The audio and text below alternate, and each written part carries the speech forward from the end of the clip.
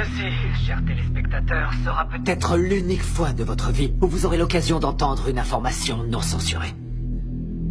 Ce que j'ai à vous dire est très important. J'ai dû tuer beaucoup de monde et je serai moi-même tué pour vous transmettre ce message. J'ai dû prendre la décision de faire passer votre intérêt avant ma propre vie. Je le fais d'abord pour vous. Pour que vous vous réveilliez et que vous changiez. Mais avant de vous dire ce que j'attends de vous, je vais vous donner les faits. Et ce sont vraiment les faits. La NSA enregistre tous les coups de fil, les emails et les textos sur la Terre, les gens comme Snowden ou Assange qui nous donnent les infos nécessaires pour protéger la démocratie sont traqués et persécutés par le gouvernement des États-Unis. Ce gouvernement a été fondé par les riches. Il aime maintenir le peuple dans le noir, dans l'ignorance, à un niveau intellectuel infantile. Il s'assure que le peuple est occupé à faire de l'argent pour survivre, qu'il s'occupe de sa famille, de sa maison, de son jardin, et ils veulent faire croire aux gens qu'ils sont libres, qu'ils ont le choix de faire ce qu'ils veulent. Mais ils ne peuvent pas. Les personnes qui vous représentent sont payées pour que vous restiez dans votre bêtise, dans votre petit monde bien fermé sur lui-même. Comment se fait-il qu'il n'y ait pas de législation sur les armes à feu alors qu'il y a un massacre tous les mois? Aux États-Unis, il y a 11 000 morts par arme à feu tous les ans. En Angleterre, seulement 300. Pourquoi? Parce qu'en Angleterre, ils n'ont pas d'armes. Les gens ne possèdent pas d'armes. Point à la ligne. Ce que j'ai fait par le passé et ce que je suis en train de faire n'est qu'une conséquence de l'absence de législation. On ne vérifie même pas les antécédents des clients pour savoir s'ils ont un passé criminel. Simplement parce que 50% des sénateurs sont payés par les marchands d'armes. Alors réveillez-vous. L'assurance maladie. Elle bénéficierait à 90% de la population américaine. Pour faire simple, tous les pays développés l'ont déjà. Et presque 50% des Américains sont contre. Parce que le lavage de cerveau médiatique fonctionne à merveille. La guerre en Irak était criminelle. Bush, Cheney et Rumsfeld ont menti aux Nations Unies et au reste du monde. Saddam n'avait pas d'armes de destruction massive et n'avait rien à voir avec Al-Qaïda. Nous savons que nos amis saoudiens ont financé les attaques du 11 septembre. Mais à cause de leur pétrole, nous ne faisons rien contre eux. À la place, nous avons envoyé nos soldats se faire tuer dans des pays qui n'ont rien à voir avec le terrorisme intérieur. Pourquoi Obama n'a pas fait juger le gouvernement Bush? Bush a coûté des centaines de milliards aux contribuables et a commis des crimes de guerre. Pourquoi Obama n'a-t-il entrepris aucune action en justice? Parce qu'ils sont tous les deux membres du même club. Il y a eu plus d'immigrés renvoyés sous son gouvernement que sous n'importe quelle autre présidence. Pourquoi n'a-t-il pas fermé Guantanamo, où des prisonniers sont enfermés sans avoir eu droit à aucun procès, sans aucune preuve depuis maintenant 13 ans? Il n'a pas mis son veto à l'approvisionnement des détenus dans le National Defense Authorization Act, ce qui en clair permet la détention infinie et sans procès, américains y compris. Nous avons une crise constitutionnelle aux États-Unis. Nous avons un État voyou, un État qui viole toutes les lois internationales, qui viole la Magna Carta, charte qui définit depuis 800 ans ce que nous appelons justice. Obama devrait être jugé pour ça et il devrait aller en prison. Les prisons, justement.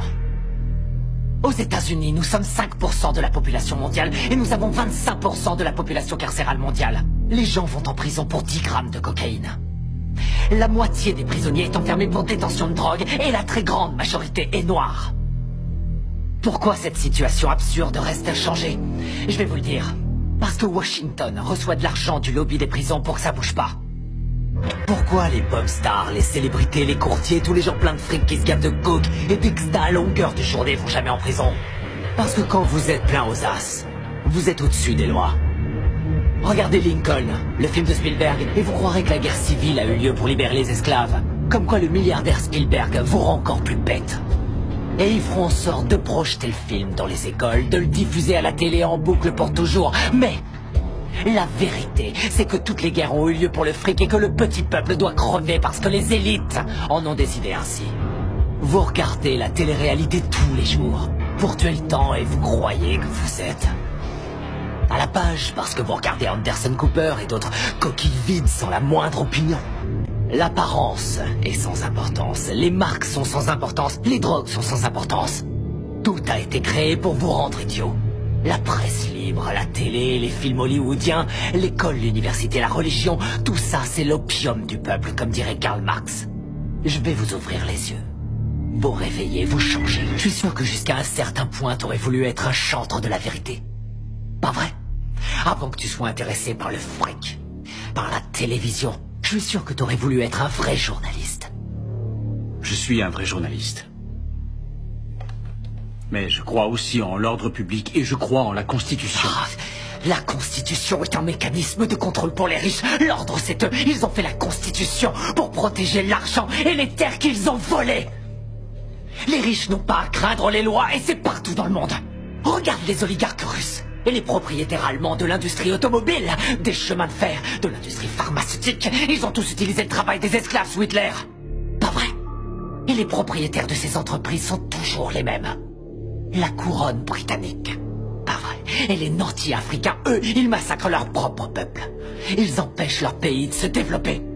On lèche le cul des dirigeants arabes qui viennent avec leurs pétrodollars acheter des voitures de luxe à nos entreprises américaines pendant que quotidiennement ils exécutent leurs prisonniers. Ils accordent aucun droit aux femmes, ils tuent les gays. Seulement ça, on s'en fout royalement parce qu'ils ont le pognon. Nos grands patrons ne sont que des gangsters en costume à rayures. Ils se foutent complètement du régime des lois.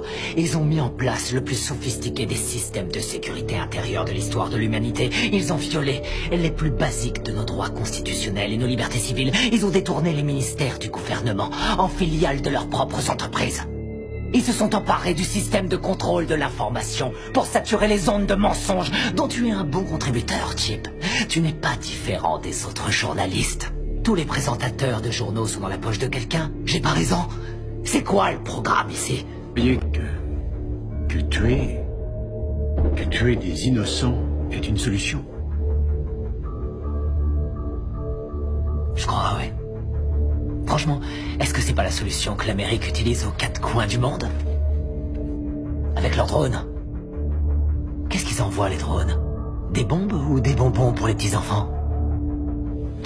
On tue 50 gamins, Chip, pour avoir un terroriste.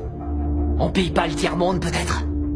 On les laisse crever de faim, et crever tout court pour maintenir notre niveau de vie. La situation est grave. Les discours pacifiques ne suffisent pas, on connaît les crimes, le réchauffement climatique est une réalité. On sait que les lobbyistes ont acheté Washington, on a vu l'effondrement de la bulle financière, mais on continue à imprimer de la monnaie. Pour retarder l'inéluctable, dans 50 ans ou même avant, tout sera terminé.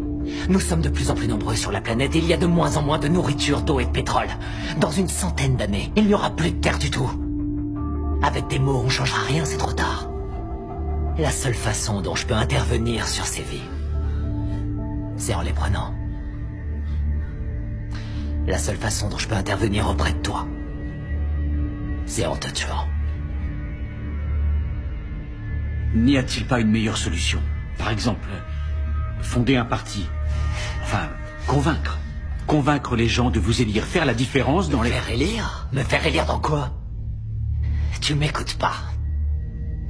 Ça sert à quoi de se faire élire?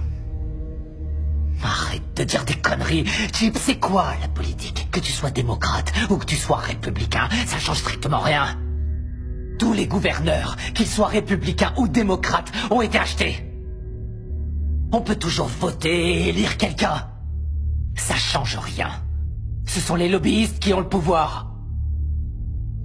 Toutes les histoires ont deux versions différentes, chacun a son opinion. C'est ce qui donne à la démocratie tout son intérêt.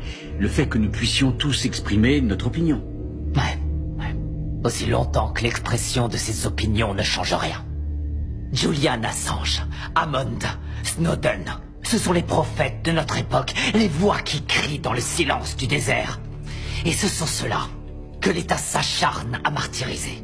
Notre démocratie est morte. On nous interdit de dire ce que nous pensons. À elle seule, cette interview devrait suffire à m'envoyer en prison sans jugement.